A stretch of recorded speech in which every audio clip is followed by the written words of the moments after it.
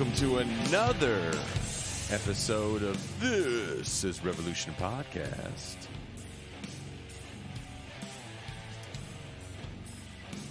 Happy Wednesday to the majority of you that are listening to this. Again, if you're a patron, you get these a day early. There's an easy way to become a patron wherever you're listening to this show. There are links in the description. Patreon.com/Bitter Lake Presents. But this show was a fun show because I enjoy the pop culture shows, and when I reached out to Catherine Liu, you know, we had done a couple shows on the PMC, or the idea of the PMC, and I didn't really want to talk to her about that because she was on the show of Forrest, producer Forrest, and he has a movie podcast that we host once a month called Movie Night Extravaganza, one Wednesday a month. And they were talking about, I can't remember the horror movie exactly they were talking about. They were talking, and I asked Forrest, I said, hey, Forrest, do you think if I hit up Dr. Liu and talked about horror movies that she want to come on our show? So he definitely pitched the idea to her and told her I'd be reaching out. I reached out to her, and she was actually very receptive of the idea. And I had been watching this documentary that is on the Shudder app or network. I don't know. Is it the app? Is it a network? But I like horror movies, and I always forget that my co-host Pascal Robert does not like horror movies, like at all. And then I totally forgot that our Saturday crew member, and we also do Tuesdays on the Left Flank Vets, Marcus, also does not like horror movies. But there's a documentary that I've been watching. I've watched it a few times. It's called Noir, and it's the history of black people in horror movies and the lack of black people in horror movies and racial tropes in horror movies. And then towards the end of the movie, it's a bit of a celebration of this new filmmaker that's using the horror genre to tell quote-unquote black stories. And I had been watching it, and I was like, oh, well, you know, Dr. Liu, I'm watching this movie, so let me know what you think about this documentary. And she goes, give me a few days, and she watched it, and she got back to me right away. She goes, I watched it. It's all right, but I don't agree with a lot of what they said. And it's a little libby, like very liberal. And it was a very liberal take, a very, I don't want to say race reductionist, but it was a bit on the race reductionist end of the idea of the horror genre. And if you listen to the show, you'll see that we definitely get into the Marxist and Frankfurt School weeds when it comes to not just horror, but, you know, more so the culture industry. And the term PMC definitely comes up a few times in the conversation, but it was actually a fascinating conversation. So she then hit me and she was like, what movies do you want to see? So I was actually kind of excited to examine the zombie movie and the zombie mythos. And the more I found out about, and unfortunately, the Horror Noir documentary doesn't even cover that. You know, the real meaning behind zombies that comes from the Haitian voodoo tradition. It's not about brain-eating, mindless monsters. It's about labor extraction. So we got into that a little bit, but there was a movie that everybody had watched. It was called His House. It's on Netflix. and it's an interesting new horror movie. But there's a question, and I'll ask all of you. You guys let me know what you think in the comments. Wherever you're listening to this show, definitely leave a comment. Let me know what you think. And if you want to email, definitely email booking@thisisrevolutionpodcast.com. With this new post Get Out, which comes out in the Trump era, post George Floyd movies, it does feel like a lot of these horror movies are a lot of black trauma porn. Them, the Amazon series, Lovecraft Country, and they're kind of adding some true historical markers, right? Like them is dealing with redlining, and you know, Jordan Peele's Twilight Zone definitely has a little racial trauma in a few of the episodes that I've seen. Some of the episodes are actually rather entertaining, I found. But do you think this is the new cash grab, if you will? If blaxploitation was supposed to be these message movies originally, and then, you know, if you watch the movies about the movies, it says, you know, Sweet Sweetback Song was supposed to be some important film, and then everything else is just kind of a cash grab after that. I don't know how true any of that is. I don't necessarily agree with that, but about Sweet Sweetback Song being that goddamn important. But anyway, that is my cue. But Leah, I want to know what you guys think about that. A lot of people like horror movies. Do you think that this new generation of horror movies is becoming very race reductionist in its depiction? And that is my cue. Thank you guys for listening, and I am out.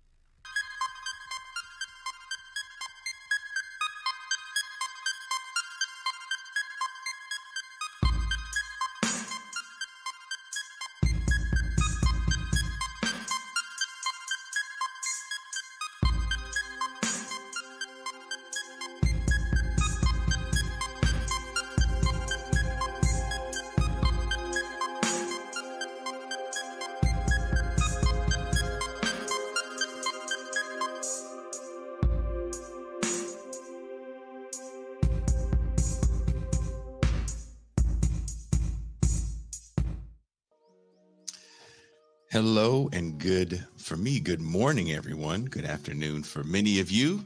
Welcome to another edition of This is Revolution Podcast free show. And I want to get right down to it because I'm excited about our topic today, being a horror movie fan. We get to talk about horror movies.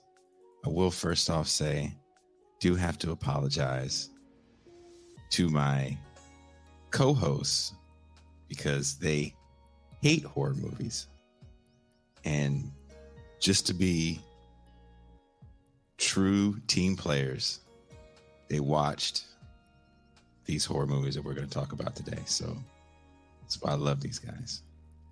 So coming all the way live from Miami, Florida, he is the man in Dade County that's always trying to mau the bourgeoisie. My homie, my dog, Pascal Robert.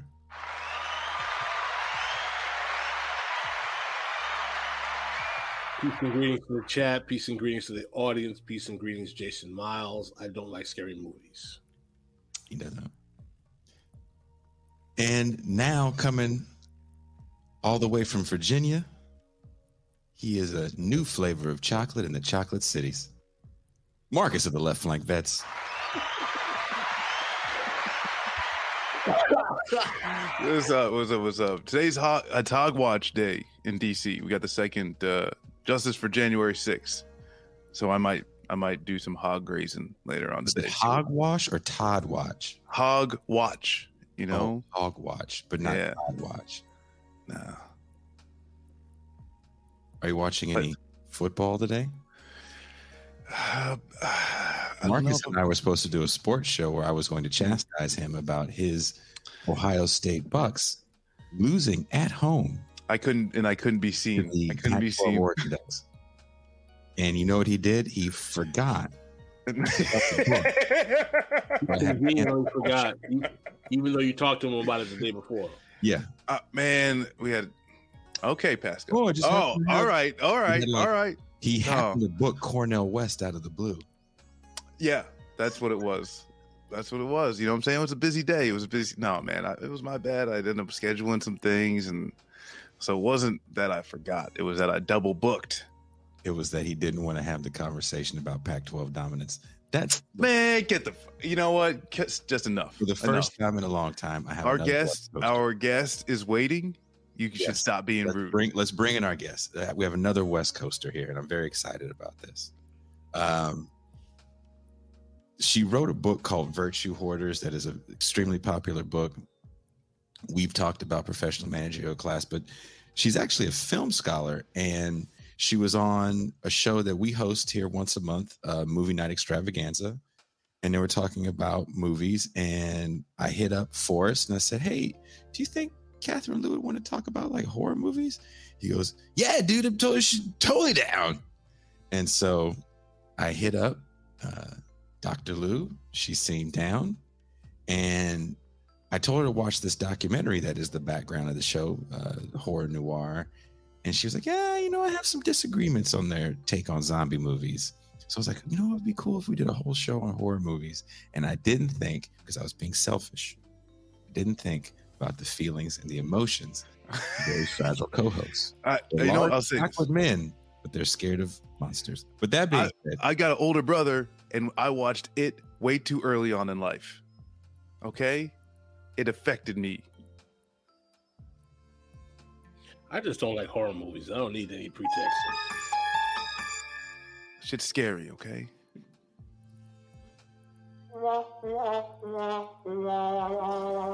Coming all the way live, professor at University of California Irvine, author of Virtue Hoarders, Dr. Catherine Lou.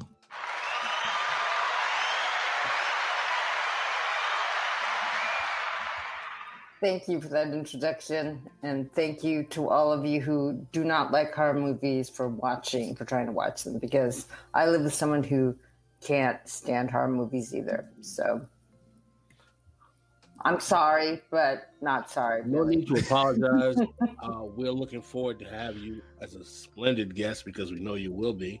So the tolerance of the horror movies is well worth it, because there's all kinds of things we can discuss and analyze with a professional scholar of the culture industry. It's a great thing. That's not a mark of pride. That's a mark of shame.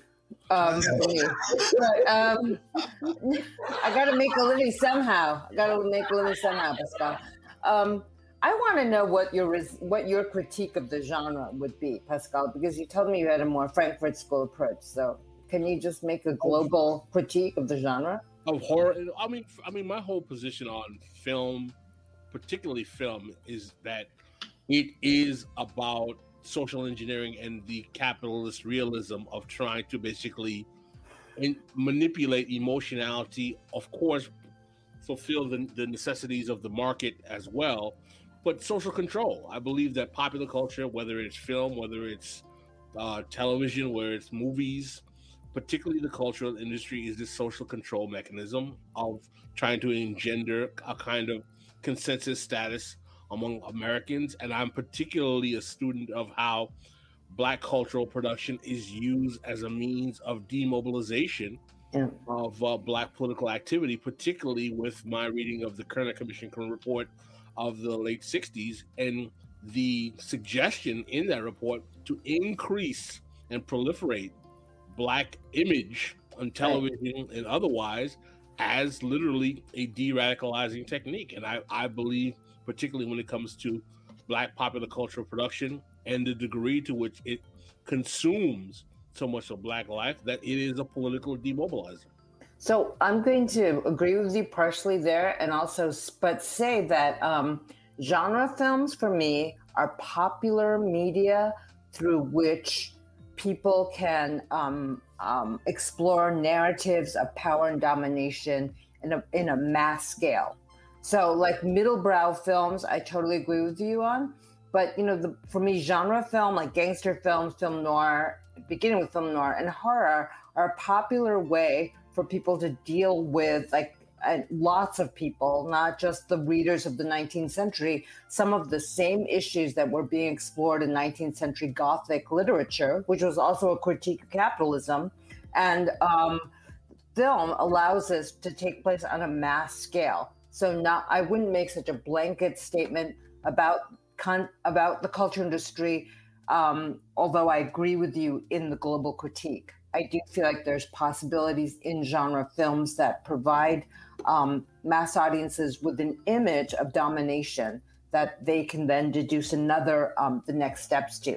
I'm not saying this always happens, and I don't feel like film criticism, because it's so focused on representation, helps with the understanding of genre. But I feel like genre films is actually a really American innovation to deal with mass scale understanding of the narrativization of domination. How about that one? Well, you said you included gangster movies in that. Let's look at, say, the Godfather franchise, or Goodfellas, who was done by, what's his name? I can't forget, what is his name? Scorsese, some of the Scorsese films. Do you believe that there's something subversive in the nature of those films, or is No. it that do they not reify hierarchy in ways in which we actually glorify, otherized ethnic groups, i.e., people who were not white at that time, i.e., Italians or Jews and other, for basically playing within the normal capitalist hierarchy game?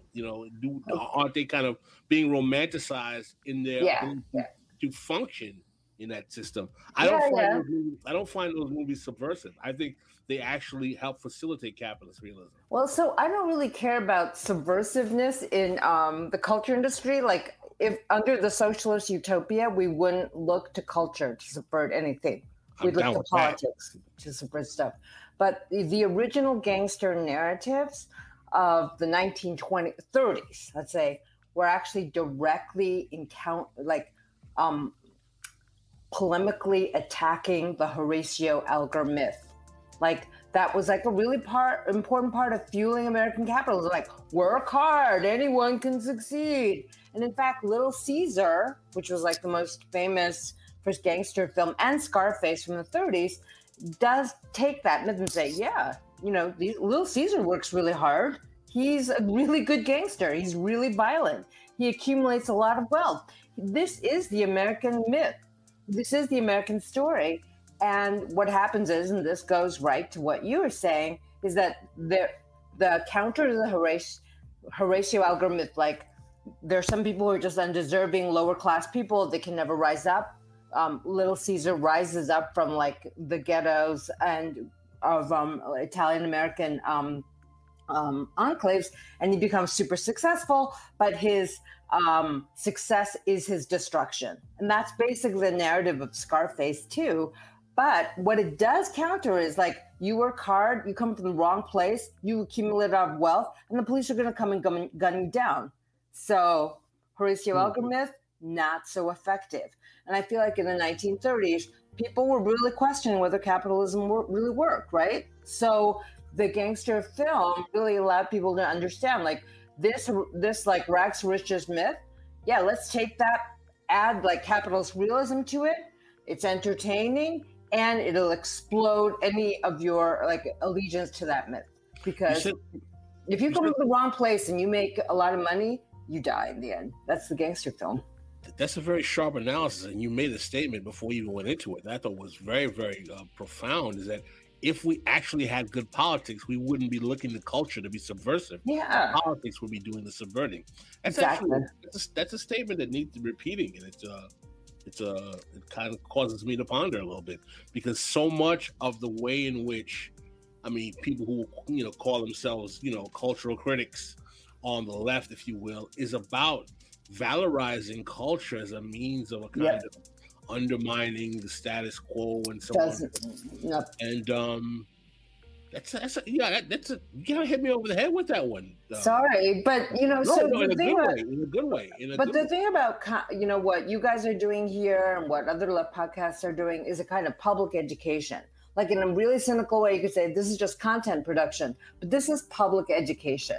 Like, public needs to be educated because, as we know, like, all of our institutions are incredibly corrupt and people are incredibly censored now in academia, and what people are learning is like sometimes just completely Cold War anti-Marxist BS in humanities and social sciences. So this serves a really important function. But I think we have to, we have to keep in mind that what people need to know is history and historical materialism. If we can understand that through the culture industry, great. Culture industry stuff. Let's not fetishize personal responses, and let's not fetishize this kind of presentism that allows for content production to just be endless commentary on itself. I really believe in public education. My students are ill-served by the public education and history in their classes. I know that their teachers are trying. I'm not trashing teachers, but the prevalence of standardized testing, the chasing of grades, the intense competition for resources in higher education has made like curiosity and critique two qualities that no one has time for anymore in high school. So I do think that's important, but let's put culture in its place in a way. I love it. It's my, but I love it because of what it says about historical materialism, what allows me to teach about history. So one of the things that I would say about The Walking Dead is that it's really the zombie series is that it's really a contemplation of, one, the financial crisis, and two, the collapse of healthcare. Like, zombie films for me, The Walking Dead is all about the collapse of American healthcare. I'm loving this, sir. This is going to be great. I want to get like a drink and relax because I'm going to. Well, let's actually kind of expand on that. So when you and I first started talking, and you actually watched the documentary Horror Noir. For those that don't know, it's a Netflix or a Shudder documentary. Sorry, not Netflix, a Shudder documentary, which you can find on Amazon or the Shudder app directly. And basically talks about literal representation of Black people in horror movies from the time that there's horror movies. And when they get to Night of the Living Dead, originally the main character, I can't think of the actor's name off the top of my head, was not supposed to be Black. He was written as a white man, and the Black actor just kind of knocked it out of the park. I think there's some coincidental things that happen with that movie. Like, right when it's done is right around the time of the riots, and I think MLK dies the day it came out. 1968, yeah. George Romero, complete visionary. So yeah, that was a great piece of what he thought of as race-blind casting, but just like incredible piece of casting. Yeah, best man for and you get the same thing in The Girl with All the Gifts, where the original person in the movie was written as a fair-skinned white girl, and then you have this young Black girl come and just knock it out of the park. But it does change the way we view the movie. What was your take, if you're going to talk about zombie movies, and even though they're not zombies technically in the Night of the Living Dead, they are. Well, he called them ghouls. We don't say. Okay. Romero wasn't talking zombies until Day of the Dead. I think they actually used the term. Right. Okay. No. All right, be like that, Jason. School me. Okay. No. Be like that. I tell people all the time, when I have to step into an arena with all these smart people, I got to do hella the reading. Ooh, okay. Can't just fucking step in here like, yo, bro. Jason is much sharper than he's playing. He's playing coy. He's actually very, very, very intelligent. He's not fooling me for a second. No, he's not fooling me for a second with his smooth talking DJ. I'm a junior college dropout, Dr. Lou. Just remember that. Oh, okay, forget it then. Just take away everything I said. Don't call me Dr. Lou, please. I'm not Dr. Jill Biden, please. Call me Catherine. I'm not Dr. Jill. I'm not Dr. Jill, medicine woman. No. Oh, I cannot cure your ills. I love the shots fired. I love the shots fired. So what is, when you watch the first Night of the Living Dead, not the remake, the original Night of the Living Dead, what is your take on that movie? Because you wanted to push back against what you saw. So that film for me is a lot about media and the media domination of the American political landscape, because Romero interweaves a lot of documentary looking footage into his film, and it was like incredibly low budget too. He had that like cinema verite attitude. The ghouls were, they were like really simple makeup, very little special effects. But if you wanted me to give you a global view on that, that film sets up the entire idea that in a zombie apocalypse, your biggest enemy is your fellow human being, not the threat from outside. And so it plays on that idea because the white guy wants to kill him, doesn't want to let him into the basement where the there's like supposedly safe from the ghouls. And I feel like there is this kind of desperate Sidney Poitier, like African-American respectability guy who's going to serve. He is competent. What I feel like is there's so many racial tropes that are like played out in the film. Like, he saves a hysterical white girl. She's afraid he's going to rape her. It's like the fear of black male sexuality. He actually saves her. He saves everyone. He is completely competent in the film, and he's shot by vigilante sheriffs at the end who mistake him for a zombie. So the tragedy of that is also, though, played out in a very, very removed way because you see it only in still photography. So that's like really important. It's like he's shot, but the conclusion of the film is a montage of newspaper clippings and things like that. And I feel like that film is about the massive mediatization, commodification of intersubjective relations, of politics, of narrative. It's very close to what Pascal said. It's a film that actually sets up its own consumption mode and critiques consumption at the same time. Because there's something about all of the characters, the human characters, who are compelled. They're compulsive. And the ghouls are compulsive. They have to eat. And the whole thing about the monsters or the zombies is that they live without any kind of sovereignty or, can I use a nerdy word, autotelic, like self-motivation. And that's what Romero is completely preoccupied with. Is like, who is this person in the future who's going to be the pure consumer of spectacle, the pure consumer of intersubjective relations, the pure consumer of the other.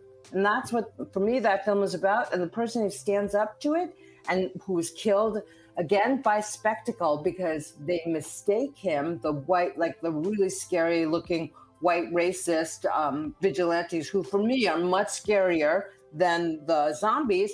They see him and they mistake him for a zombie. And it's all about like spectacle and mistaken identity and violence. And so the fact that the racial tenor of that film, with the groundbreaking race-blind casting of the protagonist, is so fantastic, because actually race becomes, and racial conflict will become part of the spectacle that we can then consume. And even in its critique of spectacle, it's giving itself, it's like a breakthrough in genre, and it creates a whole vocabulary for the zombie films to come. Every single piece of zombie media refers back to that film. It's so powerful. But that film refers there's so many different references to media itself. Like the protagonist is very Sidney Poitier-like. Yes. He's very much like The Man Who Came to Dinner. Yes. The hysterical mother, the hysterical daughter, she's very the hysterical white woman is very Tippi Hedren-like, very Hitchcockian. Well, let me ask you this. Let me ask you this. And I ask this question not just to you, Catherine. Okay. You said don't call you doctor, so I'm like, please call me Catherine. Call me anything but Dr. Lou. Because I won't. Because if you have a heart attack, I'm not going to be able to save you. I'll be able to be like, oh wow, Professor Lou. Then capitalism got another one. I'm asking a question to the entire panel, and Marcus, I want you to go first. Because I haven't picked on you yet. Okay. Well, he's talking shit about OSU to start the show. No, I'm sorry. Go ahead. I did, but you deserve that one. I get, yeah. Anyway, I do think, and I sent you guys an article, except for Catherine, which was kind of fucked up. I probably should have sent you the article too. Oh, you sent me about kind of Black trauma porn in these horror movies, and it does seem like post Get Out that there's a bit of and it feels, this is just my opinion, and I want to get you guys' take on it. It feels like post Get Out, that being such a hit, you have all these kind of Black trauma draped in some sort of idea of what history was like horror movies. So you have the show Them on Amazon. You have the sequel Us, which isn't so much, I don't think, Black trauma. Lovecraft Country. Oh yeah. Lovecraft Country, Antebellum. Do you guys think this is kind of a cheap cash in, or do you think these people are literally trying to tell some sort of important story? And I'll go with you first, Marcus. Cheap cash in. I don't know if like it's because I guess for me too is like I don't have as much as a like I guess in-depth thought process on like film and culture as Catherine does. But at the end of the day, it's like I feel myself to like a consumer of entertainment. It's like, how does this like literally like make me feel? You know, is kind of like the first step that I go, and it makes me feel like this is just a cheap. That's how I feel, right? It's like I'm watching it, and it doesn't seem like there's a real artistic development to deliver a message that is like coherent, poignant, and then also interesting to watch. I just watched a film that used something that is obviously eye-catching, and then reproducing it into a film. I guess that's how I kind of like feel like it is. So not even to go to like the I guess the inspiration of the filmmaker, but like that's, as the person watching it, that's how I end up taking it in. Pascal? I have significant thoughts on this subject matter. Thank you for asking the question. I think it's much more insidious than that. And I think to talk about why we're in this film, this moment in film where Black trauma porn is prevalent, we're going to have to take a historical kind of look back in terms of the past 12, 13 years of Black politics, going back to the rise of the Obama phenomenon. And we have to realize that how much what we hear, what I call the Black shattering class, the Black academic infrastructure, the Black petite bourgeoisie, or what Catherine would know, the Black professional managerial class, was vested in curating a comprehensive image of Black support for the Obama project, which partially touted this notion of post-racialism.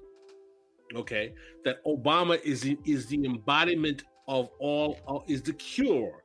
He is the palliative for all of America's racial woes, because he's embodying everything that is great about America. So we go from post-racialism with Obama to doubling down on race reductionism post George Floyd and into the age of Trump. And why is that?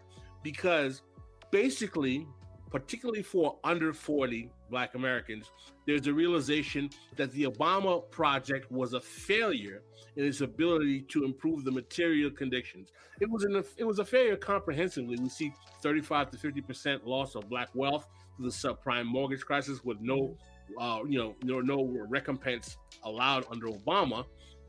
And suddenly there becomes a change in the racial discourse from look, oh wow, wonderful, our president is Black, everything is okay, combined with the rise of Trayvon Martin and the visual presentation of cops shooting, Black citizens throughout the country. And the person who was chosen, by the way, as the avatar of the Black voice from this politics, my not favorite person, Ta-Nehisi Coates, changes from my president is Black to woe is me, I am the Negro in his discourse, right? And what happens is that there is a shift, which is a class politics. It's a class politics. There's a shift that happens in the failure of Obama, where the spectacle of Black trauma becomes the politics. Why? Because there is no politics except saying, please give us more fatback and biscuits, or as I was telling Jason, the last gravy train of race reductionism. Why? Because post 2008, precarity is spreading for even college-educated PhD white people are downwardly mobile. 70% of teaching positions are now adjunct. All right. So you have people graduating with elite degrees working at Starbucks.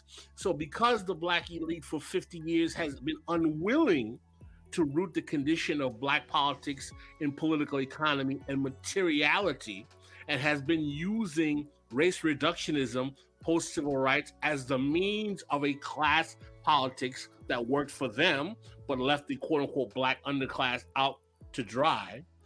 Now that everyone's in a state of precarity and they are unwilling to do a class politics, they will stick a shiv in class politics, i.e. Bernie Sanders, and use Black trauma, i.e. Afro-pessimism, i.e. the Black bodies, i.e. all of this ridiculous discourse. Anti-Black racism. Racism, So, to double down on race reductionism, because and throw in the reparations discourse, because all it is a plea for the last gravy train of race reductionism, because in the face of the rise of Trump, which worsens this politics, the realization is the reactionary right is coming, affirmative action is about to be out the window, cut us our check as soon as we can get it now, because we know we're not going to be able to get the fatback and biscuits sometime soon. So please cry for us as we weep and give us some money.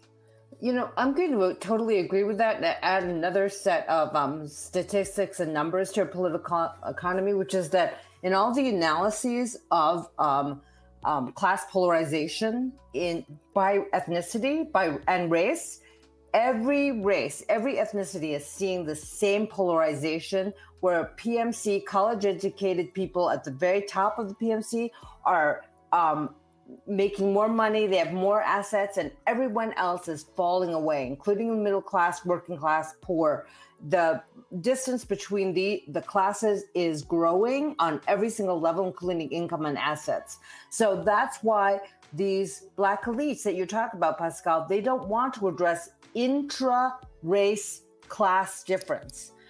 And one of the things I hate most about white liberalism and the way they talk about ethnic minorities and races is the Chinese community, the Black community. In that notion of community is erased completely any notion of class contradiction. Like, I'm a member of the Asian American PMC. Do you ever hear anything about Asian American working class people, Chinese American working class people? No. Working class people make up the great majority of the American population. They make up the great majority of African Americans, Asian Americans, white Americans. But all we hear when we say community is we hear from the Asian American PMC, the Black PMC, and what you talk about with these sort of post-racial Black elites who want to cash in on the gravy train, as you say, of this kind of race projectionism. I don't think it's the last gasp of that gravy train. They're very, very aware of the fact that all of the rewards are going to the top. The really scary thing for African Americans, I believe, is that those rewards often come with your willingness to sell the narrative of African American suffering to white liberals. Not just sell the narrative, but also sell the image. Indulge in that consumption of Black suffering porn. Because what Queen and Slim. Yep. A movie like Queen and Slim. I don't know that movie. You don't know Queen and Slim? So you don't watch Black movies? Have you seen House Party? Yeah, I don't white folk. I'm sorry. Are you schooling me again? Look, next time you come on a show with nothing but Black dudes, you got to remember what show you're coming on. Because if you don't know the certain lines from New Jack City, boys, I watched New Jack City. Okay, I watched New Jack City. All right. Well, did you watch Crazy Rich Asians like 15 times? Yes, and my daughter read the books. Can I ask a question though? Because once again, he's burned. I'm burned. Well, I did have a question about the presentation of Asian working class people, but like within the Black film context, or at least like films about Black people, you do see that working class representation, but only they're as delivering Chinese food. Or no, let's say the hurry up and buy. Like that's the line. I asked Pascal. Oh yeah. Hey Pascal, were all Asians in New York like the ones in Spike Lee movies? Yes, right. I don't even. They're delivering Chinese food. In Woody Allen films, they deliver Chinese food to like Upper West Side whites who are having romantic problems. There's like a Chinese guy who's delivering food. But he's so well spoken. Yeah, he has got some sage advice as he drives off. No. He just no lines. No. So that's really funny. The what is the Asian American representation in Black films? Ninja movies in the 80s. Well, Ninja. Bruce Lee. He's Black, basically. And I was thinking those literally like the shop owner that is also racist. Oh right. And I'm actually going to like so sorry for that. Yeah, there's like the don't be a menace in South Central while drinking the juice in the hood, where like they lean into that. Those are Korean American working class people who own those shops. Those are all like they're not college educated. They're like Korean Americans who migrated out of South Korea because of the American devastation of the Korean economy, and then they opened their shops in South Central because white people were fleeing South Central. So, speaking of Asians in movies, everyone's favorite Republican, Clint Eastwood, went out of his way to show a working class and a lot of time poor Asian population, the Hmong people. Oh yeah, in Minneapolis. Yeah. So. What say you want? Look at Pascal. He's so mad. I said Clint Eastwood. What Clint? Okay, that makes total sense to me because the Hmong were airlifted out of Vietnam because they were working with the Americans. So I knew a lot of Hmong students. They were really great, but as a community, like the Vietnamese in Westminster, they're very right wing because they're very anti-communist. Hmongs. Huh? Yes, snitchy ass Hmongs in the movie. No, I'm just saying, Jason. There's like a political, economic, foreign policy thing. Like they're good they're good Asian Americans because they're model minority.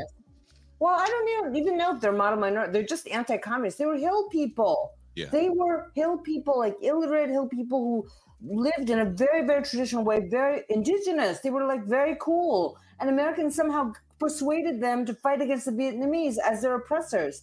Like it was crazy. It was crazy. And they all like became CIA translators and things like that. So of course, like the right wing loves them. But I mean, they're being used. They're being used by. I didn't know that, and that makes a lot of sense. Why Clint Eastwood would go out of his way to make a movie about Hmong people. Like, what can I do next? Hmong people and he's not gonna make a movie about like CCP loving like Chinese nationalist immigrants. More and more young Chinese Americans and mixed race kids like my son are very, very into the CCP. Is anyone going to make a movie about that? No. We will. Oh, okay. We'll do it. QAnon supporters will do that. Oh, QAnon will make that movie and make it into a horror film. Oh, yeah, that's like there are all these like Asian Americans creeping around with like the red star with like a little mouse button, and they're like coming to your house. They're sneaking. Well, they're sneaking into the printing presses for the school books and inserting critical race theory. Yeah, I love it. Yeah, and little like communist messages everywhere. Yes, yes. And your fortune cookies are all like communist messages. It'd be so amazing, like subliminal messages through Chinese food.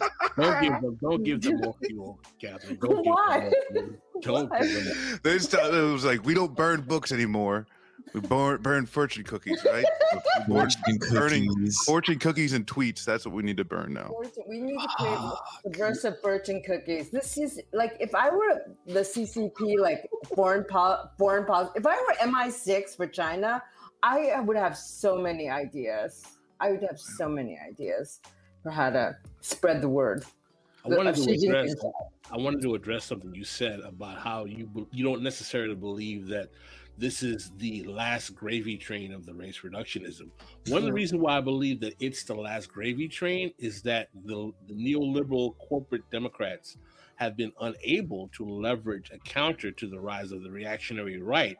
And they are taking over state legislatures and have captured the Supreme Court, so that when things like affirmative action and minority set-aside programs that generally benefit the Black middle class do come up for consideration, they will probably be even more reversed and knocked down than I think they already have been. And we're already seeing that states throughout the country are basically turning things like talking about race and racism in schools, public and universities, is basically illegal now.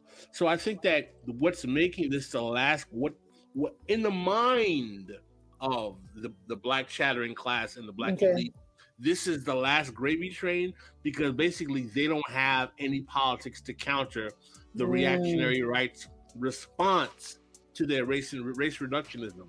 So instead of realizing that doubling down on that politics is turning the whole country into a Reichstag, they're doubling down on it because they're expecting white liberals to basically subsidize them, which they are doing, in the face of saying, look how racist America is, i.e. at NFL games now we sing the Black National Anthem, things of that nature. All of this is a cynical politics by the corporate neoliberal branch of the Democratic Party to basically pimp out Black trauma and racial history in order to keep Black people wedded to that corporate branch, forget about class politics, forget about a Sanders project, and also focus on saying, in the face of your Black trauma, can you even think about allowing Trump to get back in power?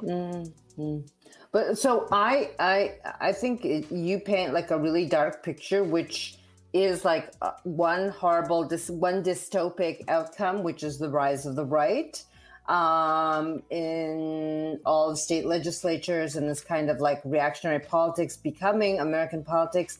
But I have another horror movie outcome, which is that the entire country becomes run like a corporation, which it is already, with a diversity, equity, and inclusion industry that is like a parasite that lives alongside the state, alongside corporations, and that grows in importance as the neoliberals double down on their authoritarianism, because we haven't really seen massive redistribution yet that's meaningful, although the child tax credit is one thing that's really important for working class people of all races. But we're not at free college education yet. We're not at national health care yet. But I think this diversity, equity, inclusion industry, which represents an incredibly like reified, like ossified, zombified notion of racism that's going to be and anti-racism that's going to be shoved down everyone's throats is going to expand, because it's expanding in universities right now. Like, we don't have money for hiring new people, but we have money for expanding diversity, equity, and inclusion, and that's going to suck in a certain portion of African American, Asian American, Latino elites who are identified with the neoliberal project and like Tanisi Coates, their leader. And then they're going to be part of this entrenched, I would say like a Politburo of race and anti-racism within the neoliberal authoritarian regime that's completely capitalist and corporate friendly, that's going to actually fight against the reactionary right-wing politics that you described. So we're going to have two leviathans, and like the working class and working class lives are just going to be crushed. Like, do you remember the movie Rollerball? I know, Marcus, this is 20 years before you're even born. Right.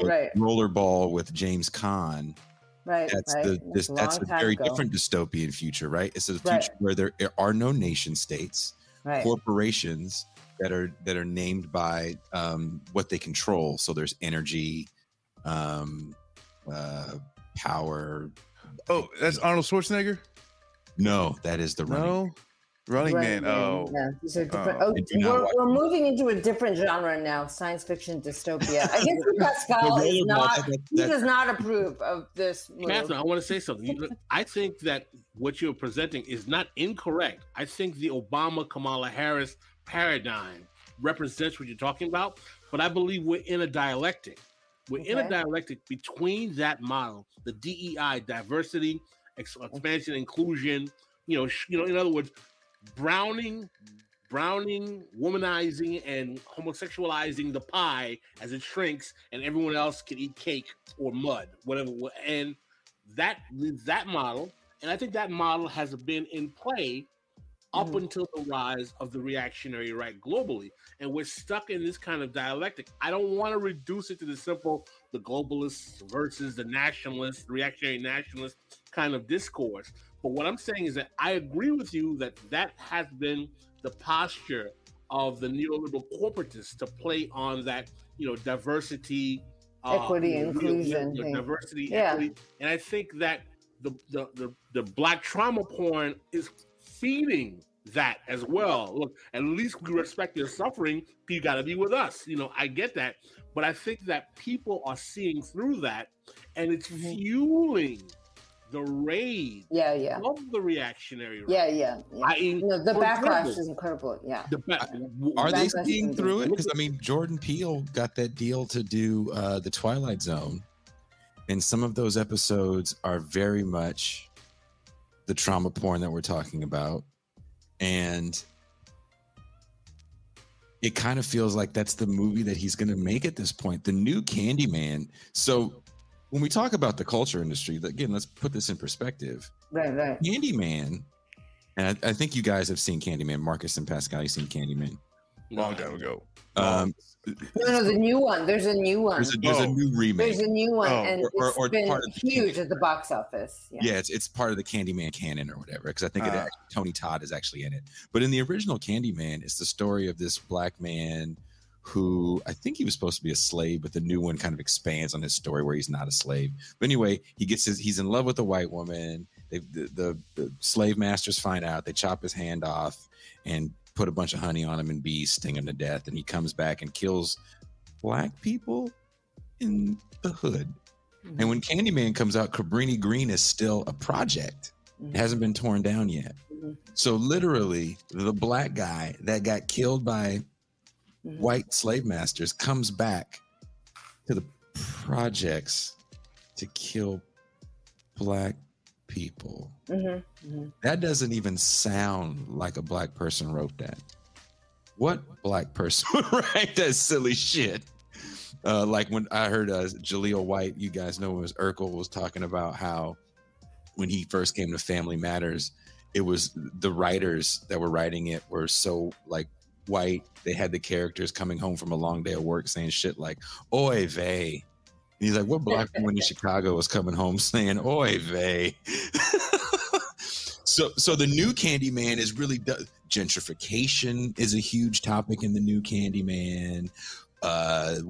Now the Candyman moniker apparently gets passed down from different people, and this one black guy was trying to give a kid candy, and the police shot him, and it's almost like he made it. I don't know if he made it worse by adding all that shit in there. I think that when I say that people are waking up to it, I'm not talking about elites in the Hollywood cultural industry machine. I think that the normies or citizens overall are waking up to the empty promise of the neoliberal diversity game. And I think we're seeing that with, sadly, and I'm not applauding this, the kind of cross-racial appeal we're seeing of Trumpism to some extent. That we're seeing a rising of Black and brown and even Latino people who finding appeal in Trumpism, and the fact that there is a phenomenon, particularly with the under 40 set of particularly Black voters, who are becoming increasingly impatient with the Democratic Party because they are doubling down on this kind of race reductionist black agenda, and they're waiting for the Democratic Party to respond in a way that gives them what they want, which will probably be Black capitalism with some means-tested programming, that it's causing people to ask, well, why do we vote for Biden? This is impatience. And I do believe that Biden is going to give some type of, reparations type race reductionist package to maintain that fealty. But the question I'm saying about this dialectic, about this battle between these two wings is that, is it too late for that politics? Have the Republicans been too effective at laying, particularly the judicial infrastructure, to knock away at the policies that many of these racially diverse elites use to funnel themselves into the universities? I was having a conversation with a friend of mine, and he was looking at statistics in terms of Black students at state universities compared to Black students who play on sports teams. So he works in Black college sports, and he was basically showing that if you look at certain schools, particularly in California and Texas, you'll see percentage of Black students will be like 1, 2, 0.05. Percentage of Blacks making up the athletic teams, 65%. So basically, the only Black students that are going to state universities in California and Texas are athletes. Now, we know why that is, because California legally basically outlawed affirmative action with the proposition they had a few years ago. In Texas, it was a court case. What I'm saying is that that's going to be those kinds of decisions will be proliferating. They're not going away. I think that they're going to be getting worse. And I think that, yes, the neoliberals are still going to try to make that diversity plea, but I think that the right has been more effective in laying the legal and political infrastructure to whittle away at the actual institutional mechanisms that can even make that diverse neoliberal governing body exist. Okay, so I read the statistics today too about public universities and African American representation. It's really bad, really, really discouraging. But it's in the New York Times. Like, everyone is focused on higher education as this locus where we're going to adjudicate racial justice, including the Afro-pessimists, including critical race theory. Where racial and social justice will be adjudicated? In the working class, in the plight and the production of life worlds of working class African Americans. They are still the largest number of African Americans. You can keep trying to recruit people through a narrow passage to get your perfect 13% of African Americans in higher education, and you will leave so many people behind. But that's their agenda, though. That is their agenda. So, of course, like, all this focus moves us away from socialism, moves us away from universalist, socialist programs that would lift up, like, a kid who's 1 year old right now who can go to who could have gone to Head Start, who can go to universal free childcare, and who lives with, his parents or his mother in what used to be Cabrini Green, or in Fort Greene, in Bed-Stuy, that's being rapidly gentrified, in South Central.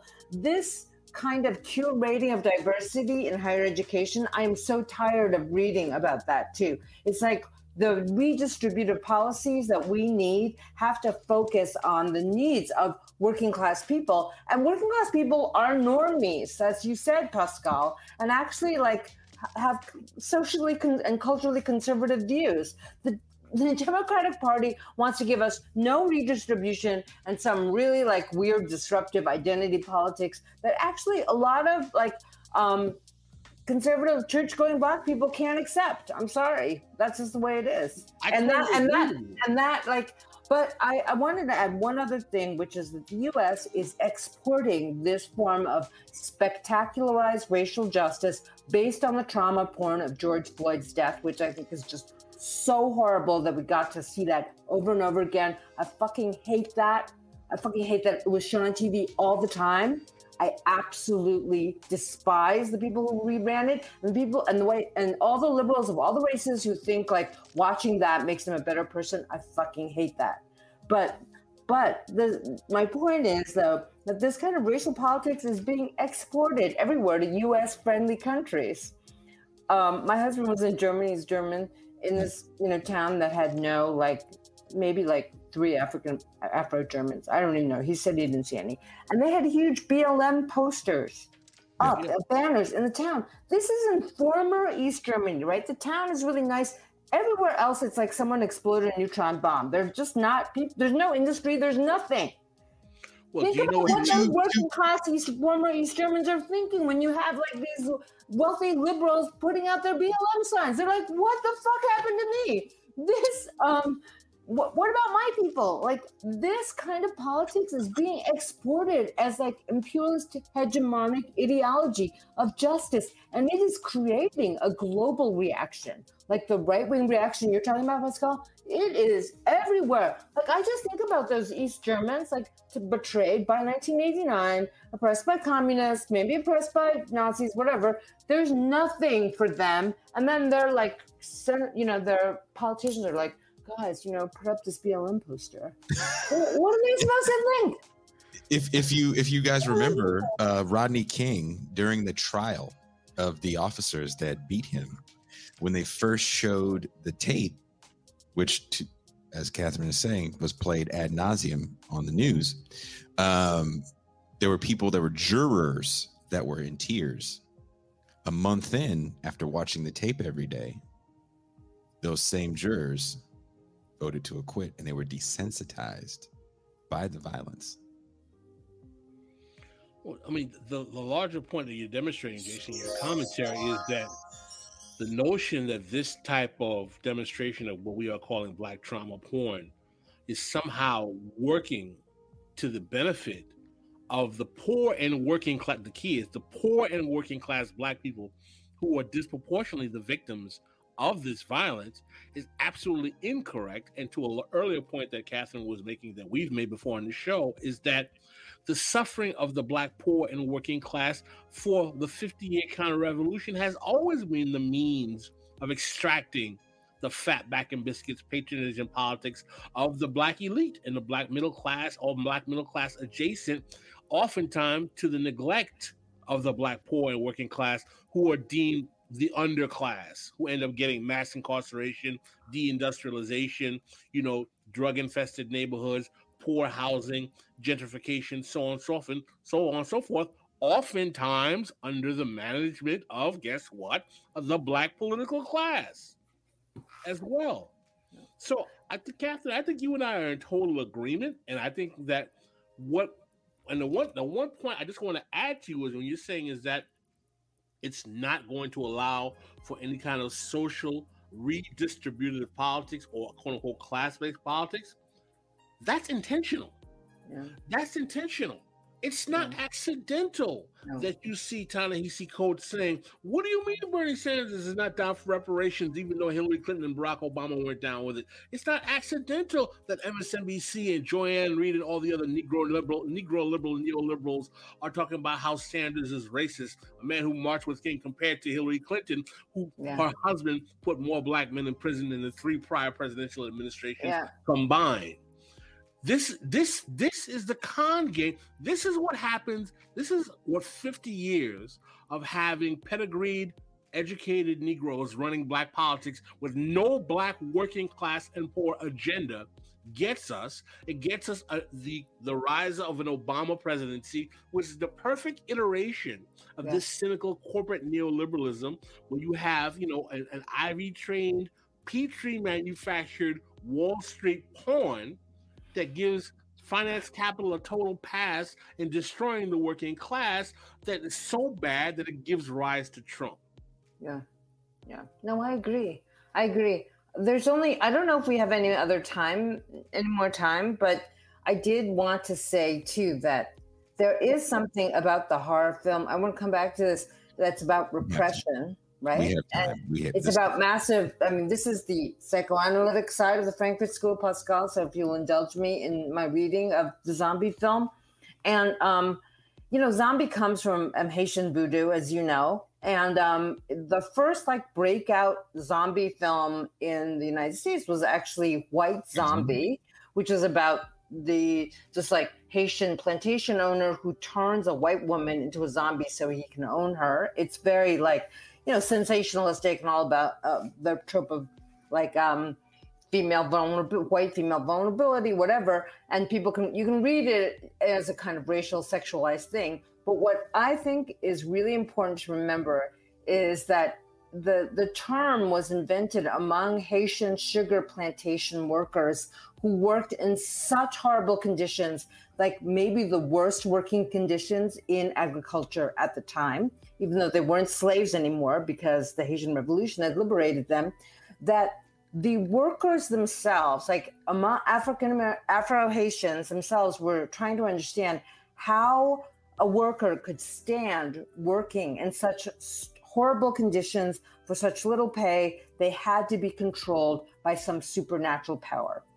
And there was this kind of Afro-Caribbean syncretic religion that said, you can be possessed. So the whole idea of the zombie is of someone who's lost complete agency, who can work in the very worst plantation conditions and be controlled by a foreman or a master. And I think that's what's being repressed and comes out in horror films. What capitalism represses is the suffering of the worker. The suffering of the worker is then made real through this horror film, trope, very popular, infects the 21st century imagination even. And what George Romero did was he took that zombie, undead moment, that undead figure that haunts capitalism, turned it from a worker into a consumer. That's what I was talking about. Because the consumer then in 1968, as America deindustrializes, the American consumer becomes the pivot of global capitalism, which is why after 9/11, George Bush says, keep buying. Yeah. The more you'll indebt yourself, the more you'll buy. That's a pivot. But in early 20th century, it was the worker, the producer, who worked in these infernal conditions. If you read Marx about what it was like to work in a factory in Staffordshire, Manchester, Liverpool, it is hell. And that was also what the Haitian sugar plantations were. They were hell. It was hell for the workers. And it wasn't always a white owner or foreman. It was an Afro-Caribbean foreman. The other Afro-Caribbean people would say, he's a voodoo, master. He's possessed these people. This is the only way they could understand that kind of pure abjection, pure domination. And I hate the term black and brown bodies because it actually recapitulates that destruction of agency in the worker's body. And it makes us all the overseer. We are subjects. We're not bodies. No one should ever refer to anyone else as a body. I totally agree with you in your contempt for the dispatch of the black bodies, the brown bodies. But the zombification is a reduction to the body, because it's always a reduction to appetite or reduction to subjectification. So, like, if we want to treat everyone else, minorities, as zombies, you know, that is not good.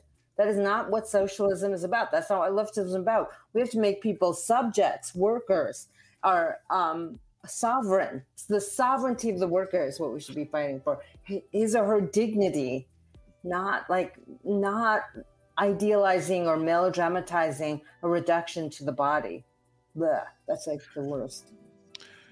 Go ahead, Marcus. Well, I have a question, kind of even going back to something that you said earlier, Catherine, and it's more about the utility of film.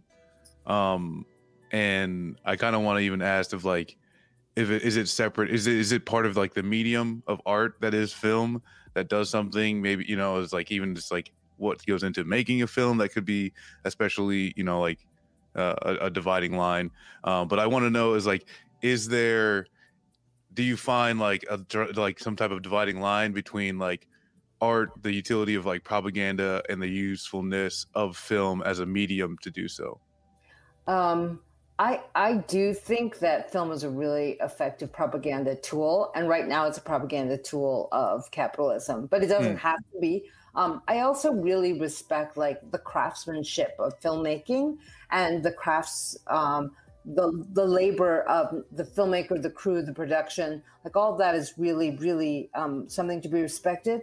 The question of art as a kind of autonomous artilic thing, that's like, I have to admit to having like these complete like art film investments. I don't like experimental film, but a lot of the film I really like are made by left-wing filmmakers who are new wave filmmakers, from the neo-realists in Italy to France to Taiwan to the global new wave, right? That is where my heart is at, because I feel like the stories that they tell are deeply, deeply political and left. Not many people see them, like Edward Yang's films, Truffaut's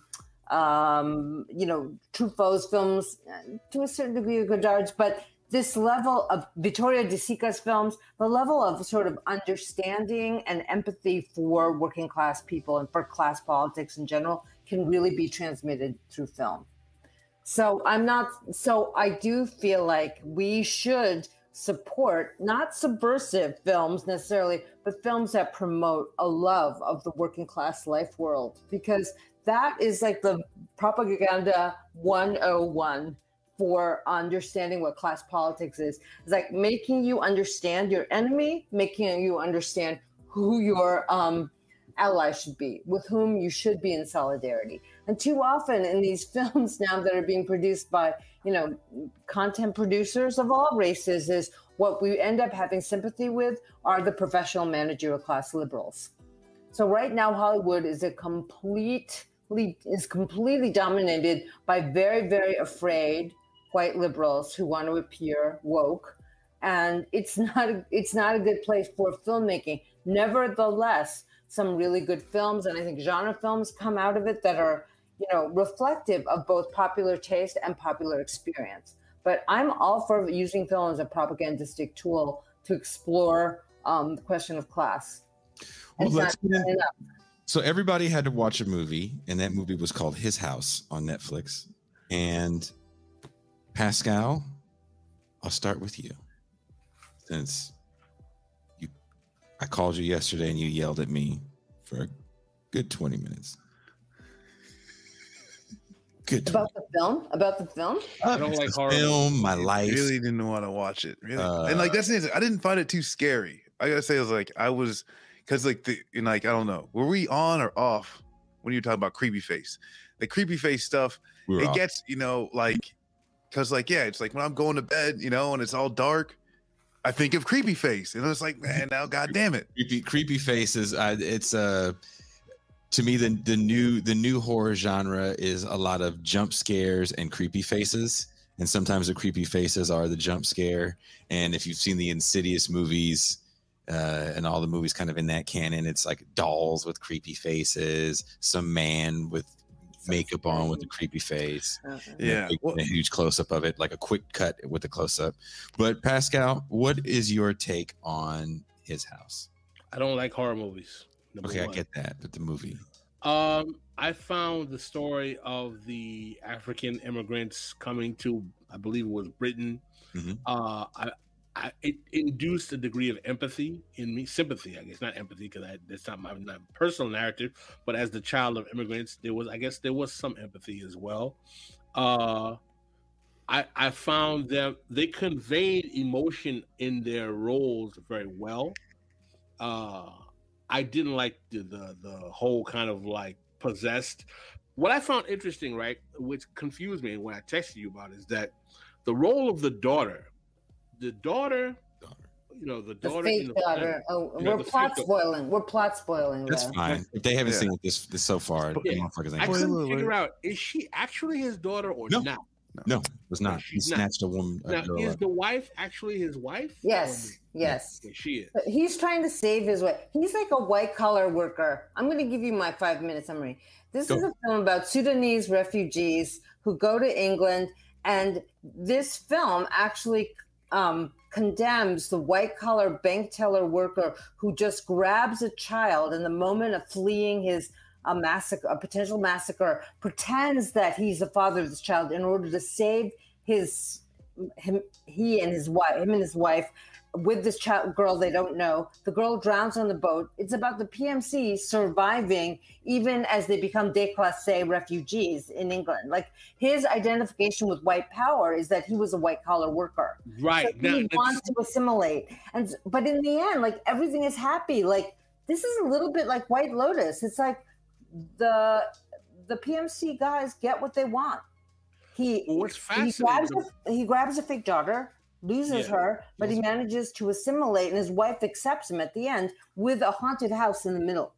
Right. Well, what the best monologue in the film to me was when the wife, the African wife, who was, I found her to be very stunning. Incredible actor. Incredible actor. Yeah. She, not to play on masculinist trope, she completely emasculates him in this monologue when she's talking about, like, you know, you want to be them. Talking about the white power structure in England. That monologue was phenomenal. She carried it off so effectively. But then she stays with him.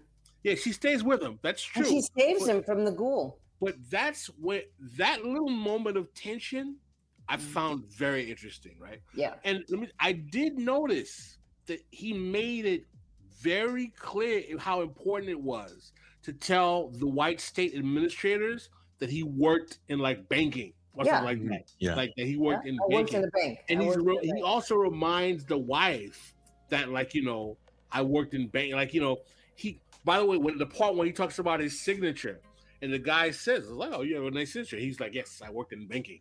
You know, he's very proud of the fact that, like, you know, he's very, very, like, you know, he understands how to navigate the administrative minutia. When he was clothes shopping as well. That was a scary scene to me when he was clothes shopping. Right. Okay, identified with those white. Yeah, when he's the white picture on the wall, and you hear the scary music. He wants to get the polo shirt to identify with the white kind of like images on the wall, and the wife totally like undermines him, just kind of like emasculates him, and just like, you know, you want to be them, you want to be part of them, you still look to them for your definition, you know, for the way you define yourself. And I was like, wow, there's a lot of powerful kind of like racial discourse about, like, the, you know, we talk about on the show, like the comprador bourgeoisie, who's always kind of like surrendering to the imperial master. And I'm like, I find that interesting. But in the end, she like saves his life, and she completely like chooses him. We're going to build this life together in this formerly haunted house. So it's a kind of happily ever after story in this rather tortured narrative. I thought it was a good film, to answer Jason's question. I think it would have been a good film with less of the horror stuff. Yeah. But I agree with, I mean, Catherine is bringing out all of this nuance and this flavor here. That I do agree that the end belies the internal intrigue that happens throughout the majority of the film. Yeah. Well, can I just say one thing, like very generally about genre, is that horror is a conservative genre by definition, because the restoration of normalcy, you have these moments of like non-diegetic horror and insight, like that don't move the plot, like her yelling at her husband about what a stooge he is of British colonialism. That doesn't move the plot. Or, you know, the creepy face. It doesn't really move the plot. It's just there in the film, trying to pay attention. And the conclusion of horror films is always like return to normalcy, which is why the genre itself is very, very normative and conservative by its very essence. That is my issue. Well, say it again for the people in the back. Horror as a conservative genre. That's my issue, and I feel like I got faked out by the movie, because the way it starts out, and this is part of the twist, is that they are paying a debt, you know, which is taking the child, and then, you know, the child ends up losing, which, like, you know, that wasn't even their fault. You know, there didn't seem like there was, like, in even that accident where the child is lost, like, I don't know that there's, like, you know, well, at least it wasn't conveyed to me. And also too, it's like, I didn't really feel like I did not understand that. I didn't have an understanding that they were Sudanese. Like, I went most of the film thinking that this is just some amorphous African, you know, like story. That was bad. See, that's bad too, because that's how like amorphous Africa sets up drama in the UK. It's like things happen in Africa. And my frustration is that in the beginning, when the wife is understanding and accepting of the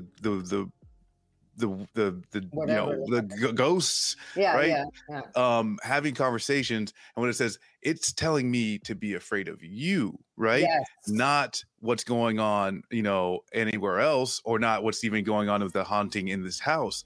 And this is where I'm thinking, okay, here's where the setup, where the husband is the delivery mechanism of the colonialism that is outside, you know, in the UK atmosphere, and that is not like didn't go that way at all. Hey, guess what? Ghosts are good. The people in the UK, they're good. Like, everybody's good. Everybody's good, right? We just accept the ghoul, like accept the, you know, the bad thing that was there, that was trying to get this debt. There was never debt, and I guess, like, you know, he did cut himself, and the wife, so that's where it's just like showing your willingness to sacrifice his life, like, actually exorcises the demon and restores the order.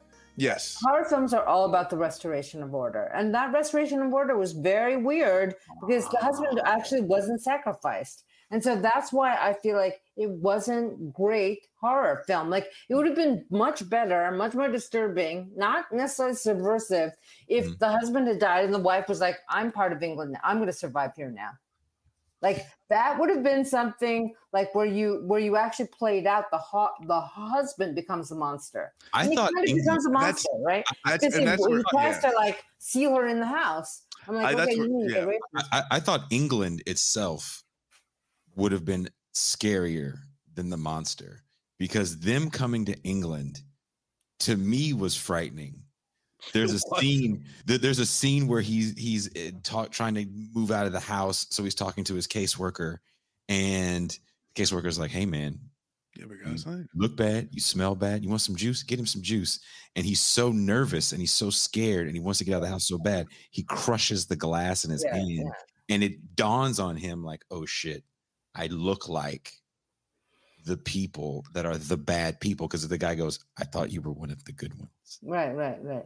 But actually, an insane thing to say. He knew that he was one of the bad ones because he grabbed that girl. Yeah. Like, his survival was on his ruthlessness at the very moment of his trying to flee with his wife. So he knew he was not a good person at that moment. And so the other thing was, like, I felt like it was very cartoony. I mean, you're right, Jason, that England could have been the scary place, but it was also like a very cartoonish version of both the British civil servant and the working class neighborhood. Like, is he actually making a statement about working class people and estates and how horrible they are?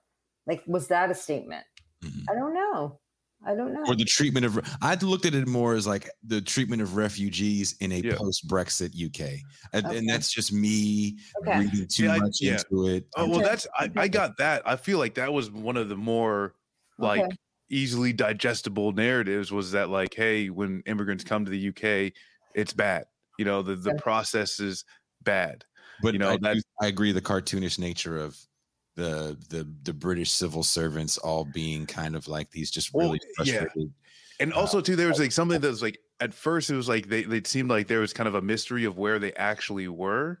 You know, and there's like always the questions of directions, and like there's that was very cool. Like they she couldn't get, she was so disoriented she couldn't even get out of her. I thought there was something like you could tie in there that it just kind of like it didn't. So I don't know.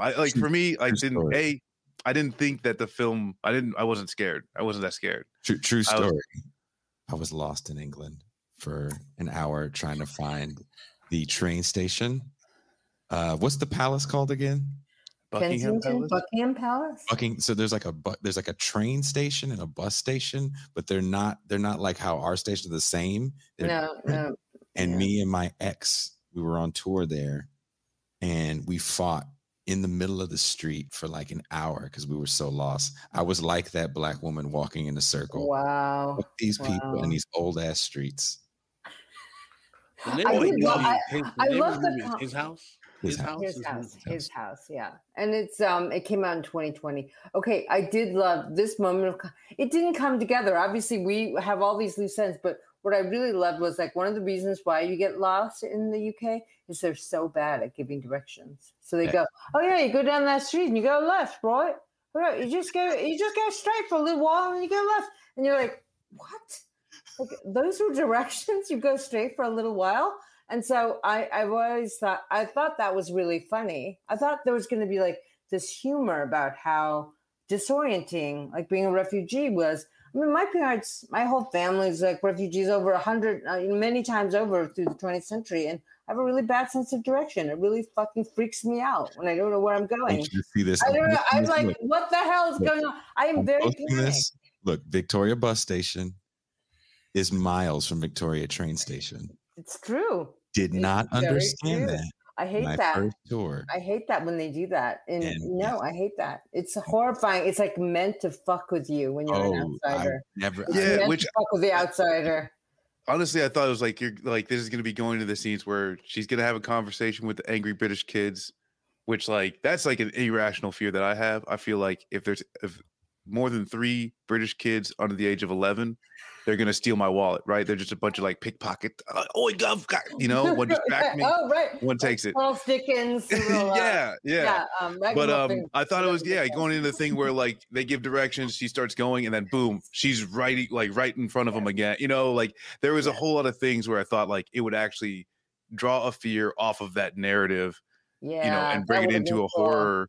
But like there was just a lot of things that like I thought, oh, this is gonna scare the shit out of me, and the film didn't do it, and I was just like, oh, this is. Oh, I wasn't scared, and the jump scares. There was a mild uneasy feeling, but again, to me, what was really scary, which I would have hoped they played on, and I don't know if anything got changed for Netflix. I think Netflix just bought the movie because they didn't make it; they bought it. Was just England as the backdrop and what it must be like to be a refugee in post-Brexit England. Well, I don't feel like it was a successful film about refugees, and there were entertaining parts of it, but it was like in the end very not a good payoff. Yeah, no. And I have problems with the fact that like Africa becomes this like amorphous thing where it's very communal. Like it's so beautiful. One of the women get together and they're talking to her. Like she walks out and she's back in Sudan and there's this sort of embrace of her by these women. And then it's also the site of magic. Like it's a magic communalism, but also magic. And I'm like, you know what? South Sudan was a very complicated situation. Like say something about the politics of what happened. Like who killed whom? You know, that's the thing she does in that line. And that's kind of all they want to hear is like, they are 2 tribes and they are at war with each other. Like that's all. That's what Americans think about Africa. It's like that's what all like non-Africans think about Africa. Like say Rwanda, and they're like, oh yeah, when the two tribes killed each other. It's so. They think it's tribes of people with no pants on. You know, like literally, they're like Africa, Bambaataa, and the Zulu Nation are at war with the Black Panthers, and like there we go. You know, and Martin Luther King made everybody get along, and here we are. Like that's the narrative, right? And then you come to my office, and I'll give you some sponges so you can clean up your kitchen because everything's okay. Yes. Not there, they're killing each other in Africa. Like it's like this weird shortcut. That was one thing I actually did not like is that it had this kind of reductive narrative of the African continent as some kind of like place of horrible tribal, and that's all it is. It's like there's nothing more, there's nothing else. A place that people just need to escape from. Yeah. I was like, escape from there to come to this scary rendition of England, really? Yeah.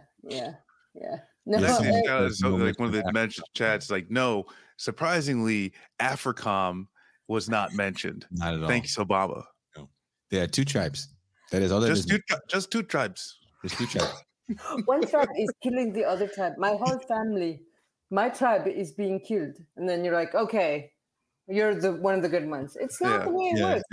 No, it's bad. It's like there's the Chinese people who want freedom and the Chinese people who love the communists. that's what they're trying to make. That's what they're trying to make China. They're like people who love freedom, and people who love being dominated by the communists, man. It's crazy. Someone asked, what are your two top favorite horror movies, Catherine? Oh, my two top? Okay, this is not a horror movie. This is one of the fucking scariest movies you will ever see. Funny Games by Michael Haneke. Both the film and the remake. The German version. I hated the remake. I hated the remake. I thought it was scary. I hated it because I would have slapped the shit out of them white people if they would have came in my fucking house like that. That movie would have been done hella quick. Like, what the fuck you walking in my door like that? You fucking high? Yeah, exactly. My father, who I share blood with, if I scared him walking in the door, he might slap the shit out of me. It's true. The movie would have been over real quickly.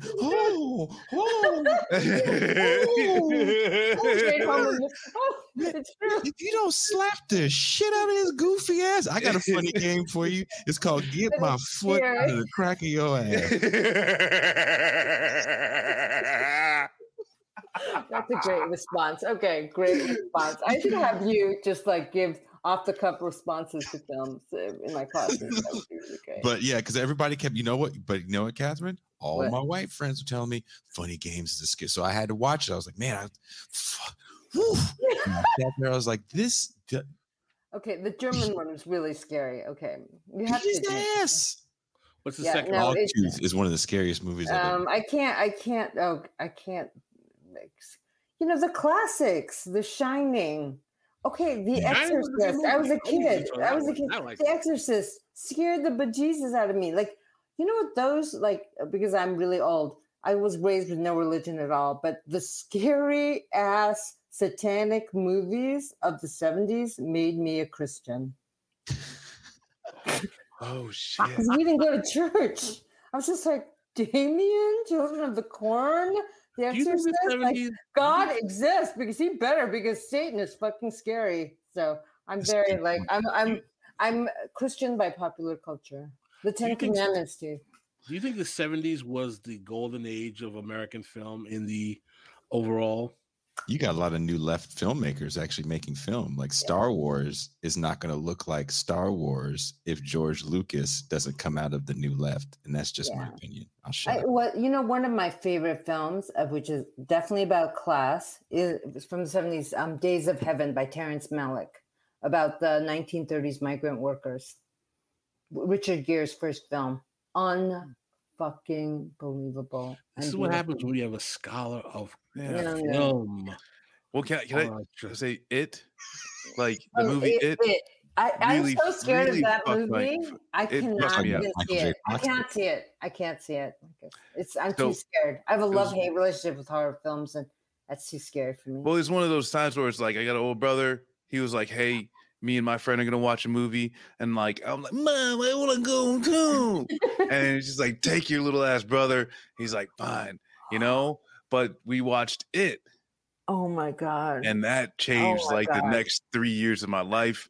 Like, don't like, as far as like walking too close to the grates, right? The sidewalks and the grates. Oh yeah. Hell no. Hell no. I'm either walking in the middle of the yard or the middle of the street so I can see. It's so scary. I can't believe you saw that in a movie theater too. That was traumatized for life. I was messed up as a kid. I just like couldn't stay, like the drainage shit. Like I would steer clear. Actually, my childhood memories are of seeing the fusion of blaxploitation movies and horror movies like Blackula in the theater. But that's not scary. That was not scary. No, it Were you wasn't. scared by Blackula? No. I was not scared, but there was a movie called Sugar Hill that was kind of scary. That was a blaxploitation movie. Yeah, and that kind of scared me. That was legit. That was scary. But I want to ask this while we have Dr. Mrs. Catherine Liu on. Ganja and Hess. Have you ever seen that? No. You really don't watch black movies? Ganja and Hess. I was like, who's sparking up? I was about to say. I was like, what was it? I heard Ganja. I was like, what? Marcus. That's like you have to give me a curriculum. You have to give me a. It came out towards the end of the blaxploitation era, and the guy that made it didn't give the studio a blaxploitation movie. He gave them a black movie about vampires that didn't have teeth. It was more about a dude that had a blood disorder that lived forever. It was a very different, it's a very artsy take on the on the Okay, vampire. well, I'm very ill-educated in this area, so It's at the what do you call it when you put when something's really special? You put it in the Museum of Modern Art. no, the Library of Congress. It's been Some shit. It's where important shit goes. Yeah. Where that movie is. So they cut the movie to try to make it more blaxploitation-y and scary, but the actors and there was no cutting you were gonna do. So Amazon actually has the original director's cut, and under the original name, which is Ganja and Hess. So I've tried to watch it a few times. It's either it's too smart for me or it's just not very good, but I can't get into it. Oh, you can't get through. Okay, phew. I feel better now about my not title makes me think about puffing a blunt and getting gas. I mean, you're doing Ganja and Hess. I'm gonna slow down that gas. I'm gonna guess those like Pascal. Your favorite scary movie, Amistad.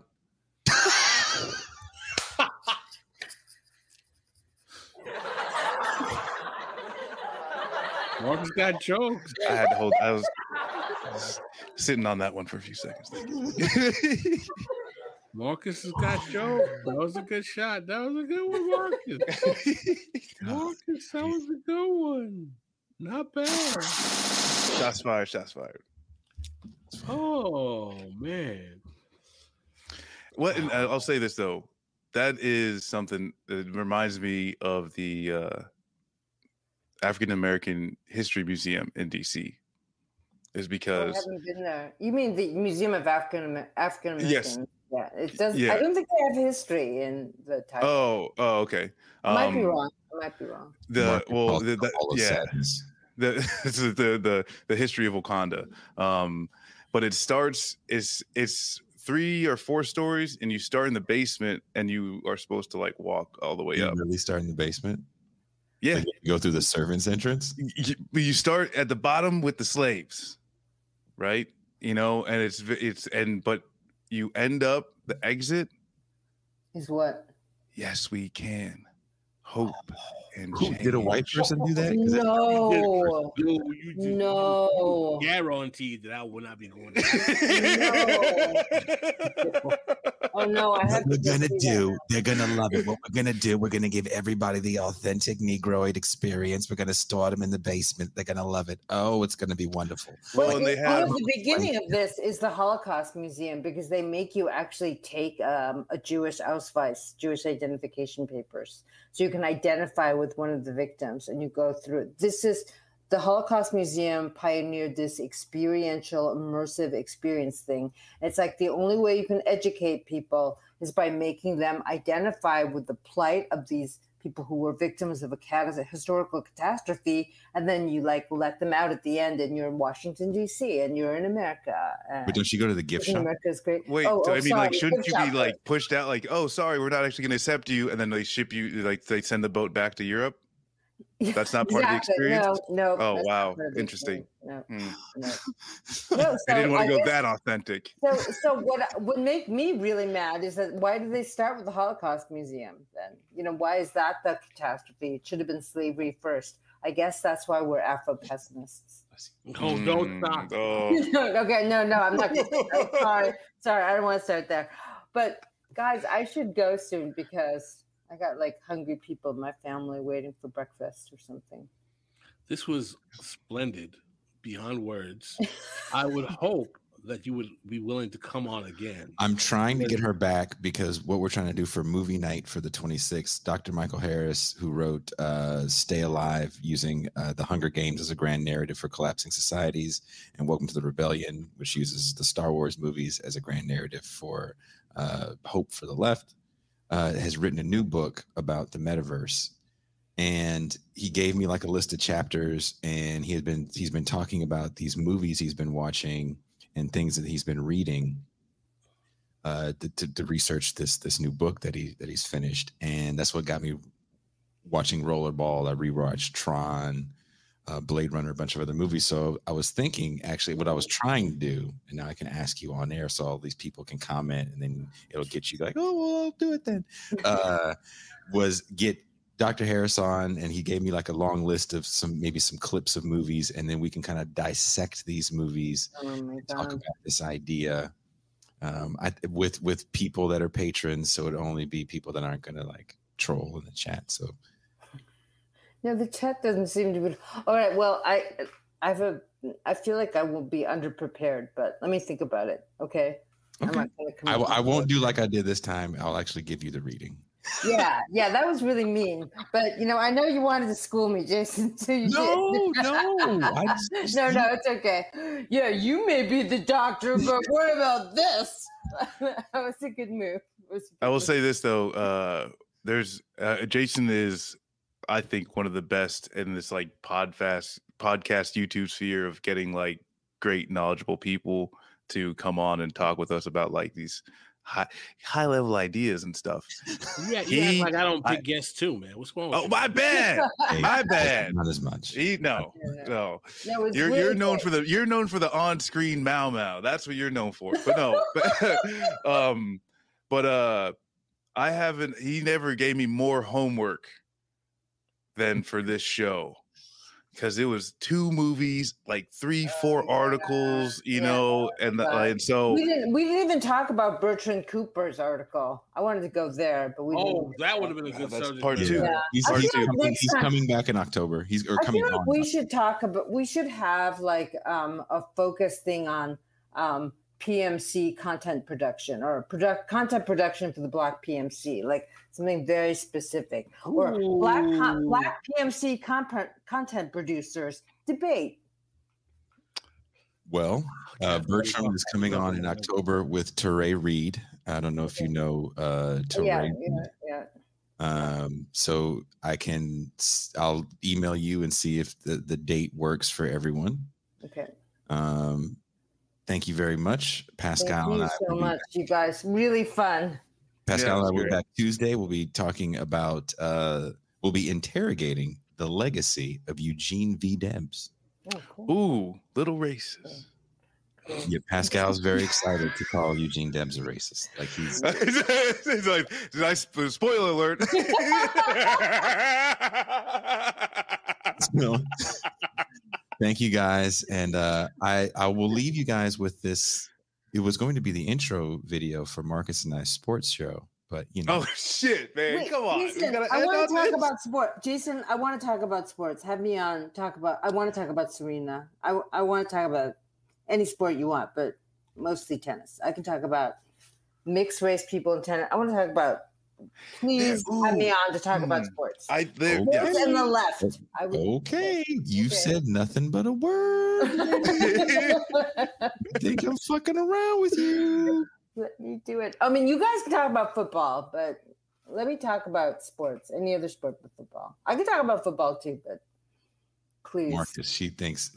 I'm not saying you can. I'm just saying no. I will hit you up. Okay. This is in LA where people say, yeah, sure, Rich. But no. This is real. I'm from the Bay. Okay. It's gonna get. And on that note, have a good rest of your day. Everybody. Okay.